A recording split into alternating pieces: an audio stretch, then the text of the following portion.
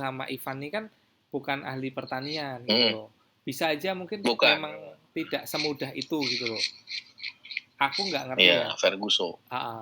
Tapi orang itu intinya akan mau beralih ke apapun itu, entah itu bertani, entah itu apapun, selama hasilnya melebihi hasil yang dia dapat saat ini, gitu aja sih. Nah kalau dia kembali bertani, nanti di kampung gajinya 1 juta apa 500.000 ya dia pasti nggak mau gitu. Tapi kalau kan saat ini dia 0 karena nganggur misalnya ya. Enggak, makanya orang pada melanggar PSBB dan kerja supaya nggak nganggur kan. Nah kalau era Pak Harto jadi dulu, dari antara hasil pelanggaran itu sama balik jadi petani ya berarti ya hasil pelanggaran ya. PSBB dan balik jadi petani itu lebih tetap gede. Di sini mijet refleksi aja sekali 100.000, 200.000 kan. 70.000, iya 100.000. Kalau kau pakai yang Go Message 100, 200 kan. Nah, bisa enggak gitu loh. Nah, supaya bisa kan logika kita tadi tanahnya harus luas.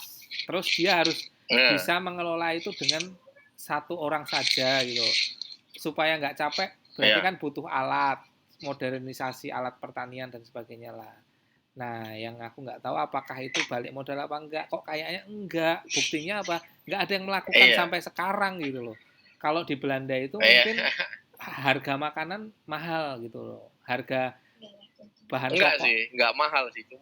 Cuma si petaninya tuh saking canggihnya, yield-nya tuh tinggi gitu. Lah iya, tapi kan jadi ketutup sama jumlah Aku rasa ini mirip kayak panennya dia. Di kedokteran gitu loh, Ndra. Jadi misalkan harga traktor yang dibeli, aku nggak bisa ngomong yang detail ya, harga traktor yang dibeli petani Belanda dan petani Indonesia itu harganya sama. Tapi begitu udah jadi beras atau padi, di sana sekilo 100.000 rupiah, misal rupiah ini itu 100.000. Di sini sekilo 10.000. Padahal alat traktornya harganya sama-sama 10 juta misal. Nah itu kan jelas nggak masuk. Itu kayak kalau di tempatku apa? USG, alat kedokteran, CT scan, ventilator. Kamu mau di Malaysia, di Singapura, di manapun beli ventilator itu harganya sama. Kayak kita beli mobil kan juga sama, mahal-mahal di Indonesia kan. Kena pajak. Tapi daya belinya ya yang mempengaruhi itu daya beli ya. Yang mempengaruhi itu bisa kebayar sama enggak gitu. Makanya akhirnya nggak jadi pakai traktor kan pertanian di sini. Akhirnya ya sudahlah padat karya, orangnya banyak. Orangnya banyak, padat karya. Karena orangnya padat karya dibagi banyak, akhirnya dapatnya dikit. Karena dapat dikit, akhirnya ke kota lagi, mending jadi karyawan gitu. Betul. Jadi lingkaran setan ya, karena traktornya mahal, kecuali ada traktor murah tiba-tiba gitu, ada Doraemon, traktor ajaib gitu kan. Loh, ya itu nggak bisa tiba-tiba ngomong. Traktornya murah. Nggak gampang juga gitu. Pasti kita juga diprotes sama orang pertanian. Nah, ini kan bikin traktor simulasi gampang. Saya. Kalau berarti bisa terjadi kalau traktornya murah gitu kan ibaratnya. Ini gampangnya aja.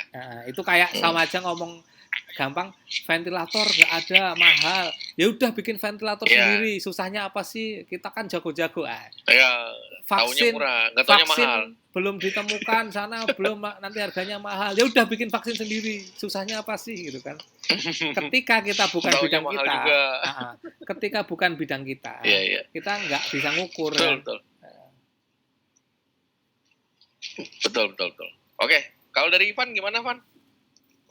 Tadi pertanyaannya apa? Jadi, ya kan, apakah masih tetap lebih baik yang sekarang atau? Jadi kan ini kan pertanyaan awalnya kan bijaksana atau enggak kan? Pelonggaran PSBB ini. Apakah setelah kita berdiskusi elaborasi tentang alternatif tadi, apakah tetap lebih bijaksana atau maybe we can do something else gitu kan? Nah soal ini kan soal pendapatan ya tadi yang dibahas Yudis ya. Paling untung tuh ngapain sih? Apakah balik bertani atau jadi karyawan gitu di kota? Makanya kan masih banyak yang lebih milih untuk melanggar PSBB, kerja di pabrik lagi daripada balik ke kampung bertani gitu. Nah, kan yang jadi pertanyaan ini, kok bisa gitu? Kok bisa daripada produksi, bertani itu kan produksi. Kok bisa ternyata lebih kaya berdagang. Aneh nih. Ada yang salah berarti ya? Ada yang salah ya? Kalau dagang kok kaya gitu. Artinya ada dua gitu. Antara ada orang-orang yang kaya banget di Jakarta yang memang kalau dagang ke orang-orang ini uangnya banyak gitu. Iya, iya. Jadi karena dispos harusnya laku cuma 100, lo jual 1000 juga. Dia nggak merem aja udah keluar duitnya gitu ya. Benar. Soalnya nggak mungkin dong, misalnya kita bayangin satu desa, nggak ada yang bertani nih. Desa ini terputus nih, di tengah gunung nggak ketemu orang lain.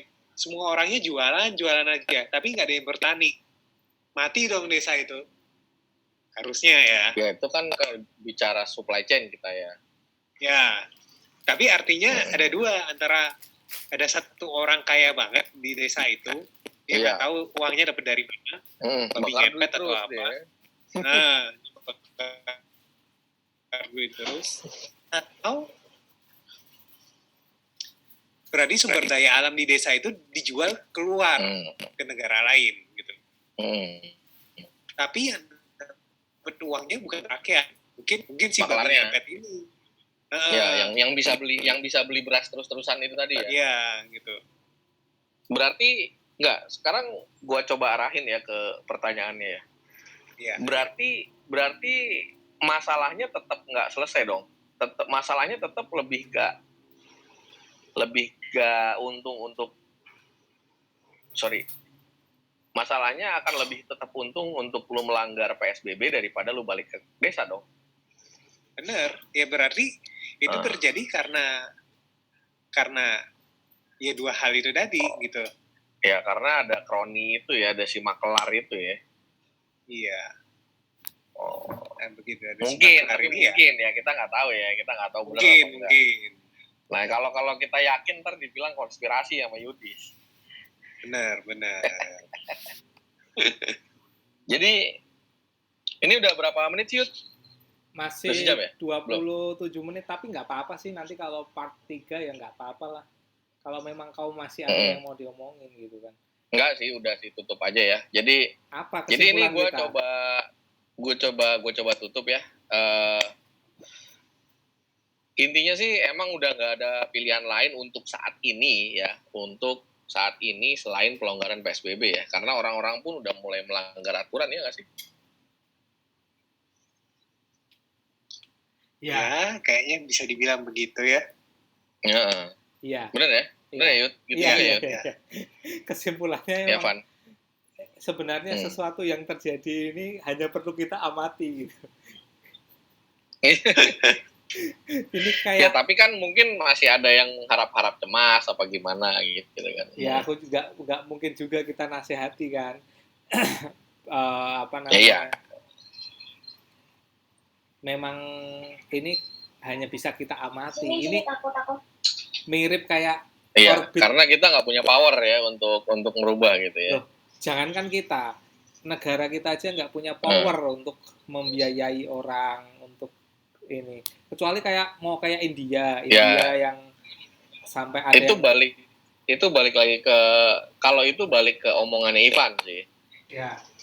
Bener udah datanya begitu apa emang nggak mau susah gitu kan. Ini yang gue coba simpulkan dari omongan Ivan ya.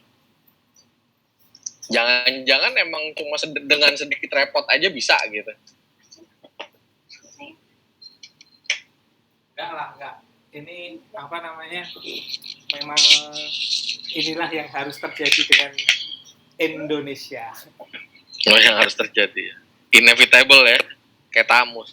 Udah, nggak apa-apa, kan kita fasenya angry. Lihat di grup WhatsApp itu kan grafik Korea Selatan turun, Singapura turun, terus grafik Indonesia sampai dibalik-balik ya kan? Sampai dibalik-balik itu karena dia anger. Iya, kita turun tapi bacanya masih anger. Itu anger. Belum acceptance. Nah, kita di podcast ini accepting lah, udahlah Indonesia kayak gini. Accepting, udah lah ya. Jalani. Ikhlas aja udah. Jalani. Kenapa? Karena kita nggak punya power gitu. Dan nggak ada yang punya power ya, nggak ada. Ya udah.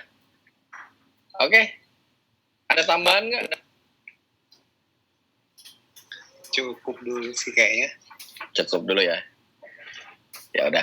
Yuk, nggak ada yuk?